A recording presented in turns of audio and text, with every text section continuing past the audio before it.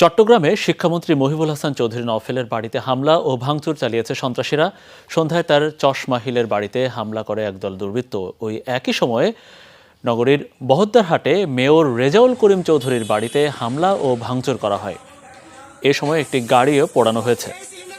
এদিকে চট্টগ্রামে বিএনপির স্থায়ী কমিটির সদস্য আমির খসরু মাহমুদ চৌধুরীর মেহেদীবাগের বাসভবনে আগুন দিয়েছে দুর্বৃত্তরা। রাত ৮টার দিকে হামলা চালায় তারা। এ সময় তিনি বাড়িতে ছিলেন না।